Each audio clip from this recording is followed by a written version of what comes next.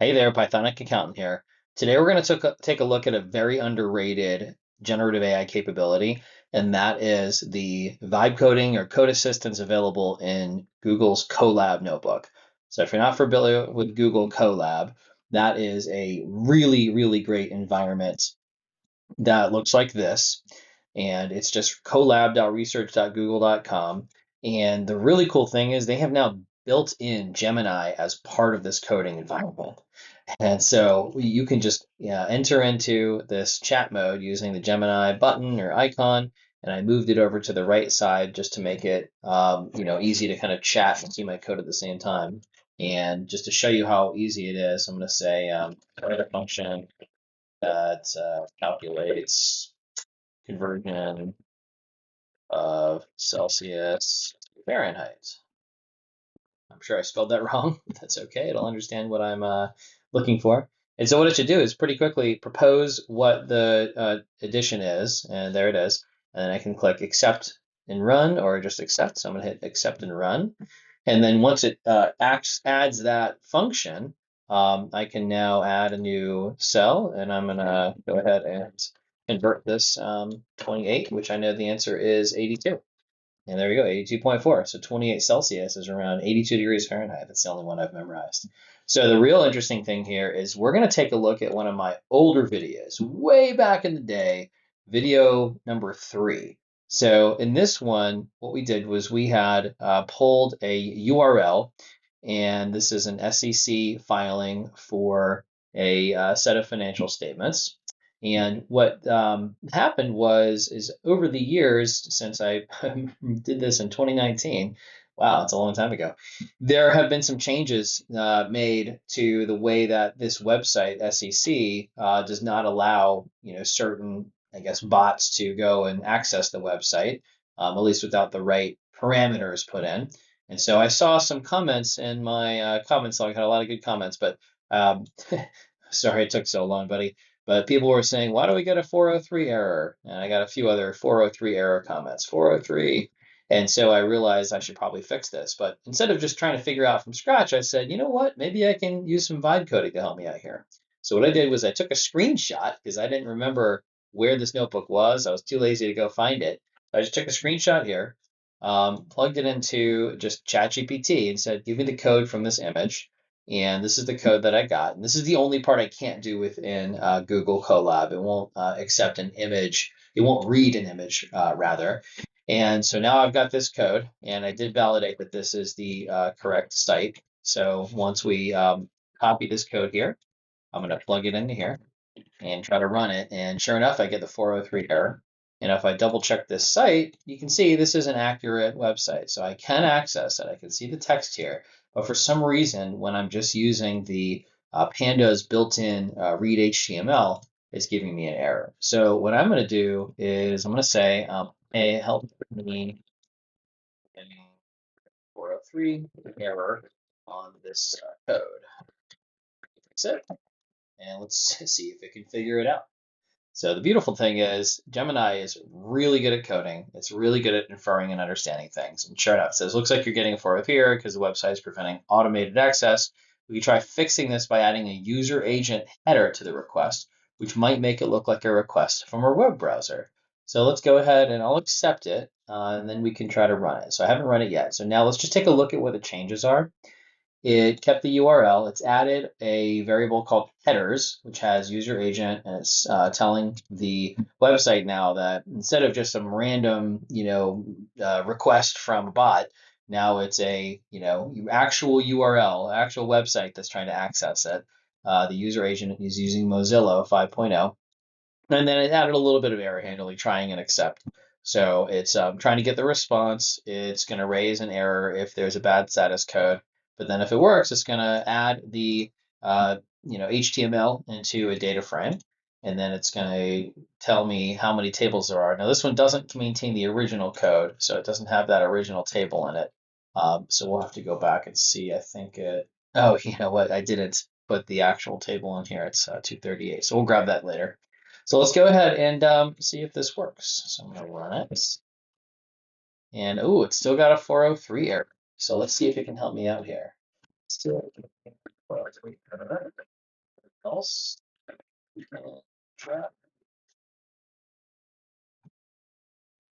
So just the user agent of Mozilla alone was not enough to do it. And it's going to update the code to try a different one. Okay, so it's now added a little bit more into the headers. Let's see if this does it. It still didn't work. Interesting. Okay, still didn't work. What else can we try? So the funny thing is, this did work the first time I tried it. So maybe it's just hit or miss as far as trying different solutions here.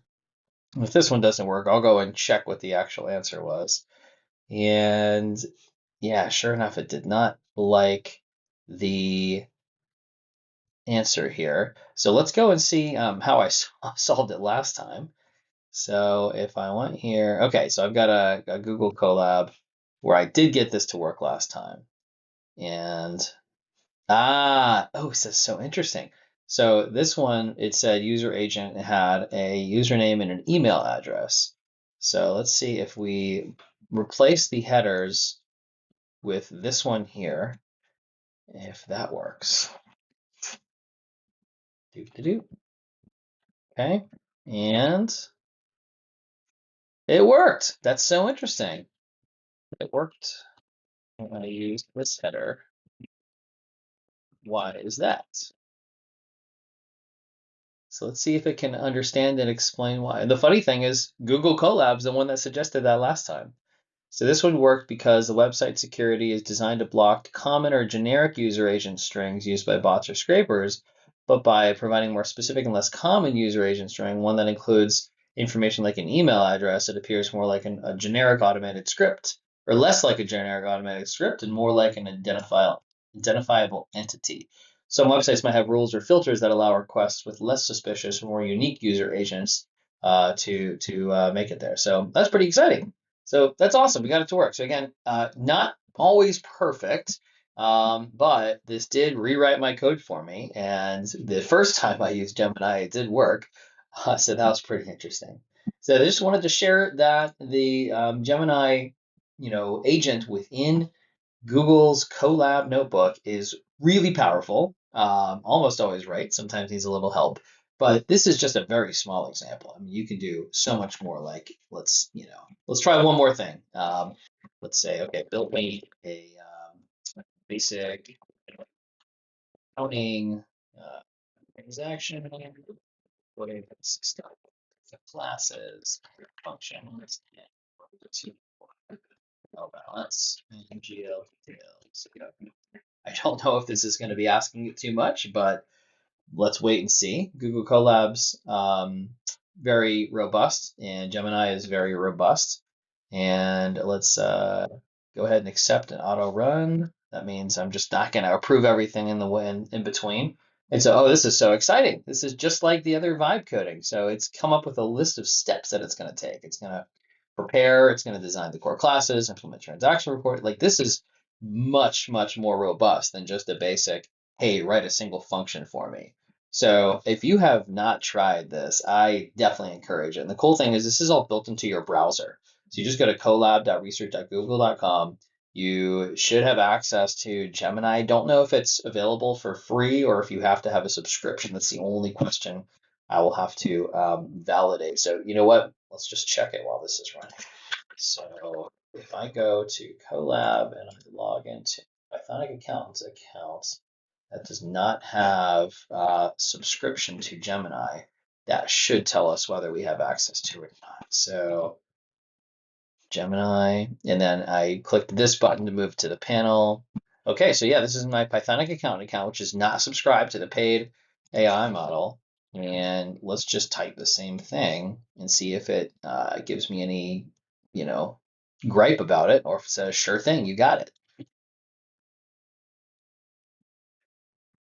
And that will validate whether or not you can use the same system for free. So accept an auto run, and it sure looks like it. So this is really exciting. So if you want to try out some vibe coding and you want to try something for free, all you need is a Google account. Just go to colab.research.google.com. and just try doing some vibe coding in here. This is obviously going to result in a Colab notebook format. It's not going to be a necessarily full stack application, but if you're doing data science, you're doing analysis, you're doing accounting automation, this is a really, really exciting way to use some of the Google's advanced AI with their awesome Colab notebook environment to do this. So let's just try running this. It looks like it's done. Oh, no, not done yet. It's adding the example usage, and then it's going to be done. And then let's just kick the tires on it, see if it works. Very exciting. And it looks like we are done. So just to recap, we had it prepared, designed the core classes, implement transaction recording, built GL, generated trial balance, provided GL detail reporting, added example usage, and then finished. So let's take a look. So we got the task here, design the core classes. So it added documentation to this notebook as well. This is insane. This is to me the future of if you want to do some data analysis in accounting, finance, whatever. This is such a nice way to do it because you can have this advanced AI build you your code in a notebook format that then lives in that notebook, but it can automate a significant portion of it, help you debug and fix things. Really cool. Okay, so let's instantiate this class by running this cell. And then let's go ahead and define this big function. So we're not doing anything yet. We're just defining the different pieces of this, the class, the function, and then this is now we're going to initiate the general ledgers. We're creating an empty dictionary here, and then we're adding accounts to the account groupings. So you got your account grouping of accounts receivable, and the specific accounts are AR. Oh, I see. It is defining this as a type, like it's the name and then the type. So that's pretty cool. So it's a dictionary of these account types. The account is a class. And then now we're going to see the results. So we've got this empty trial balance. Then we're going to generate the trial balance.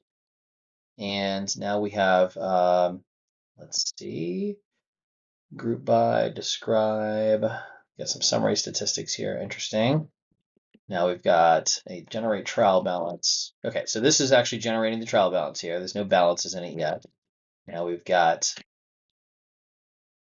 let's see, detailed reporting. So we've got a journal entry. Wow, this is so cool. So we created a journal entry. So it's a GL journal entry with one transaction. So we debit cash and credit service revenue. I like it. And then we are going to, that's the transaction details. Then we're going to create a journal entry using the transaction details. So again, this is much more detailed, deep in the code. This isn't like a front end type experience yet, but still very cool to be able to see that this, works. And we're able to create this, journal entry that balances and a little bit of text-based reporting. And that's it. So very exciting. Hope you are as excited about this as I am. If you liked this video, please subscribe for more, and we'll see you at the next one.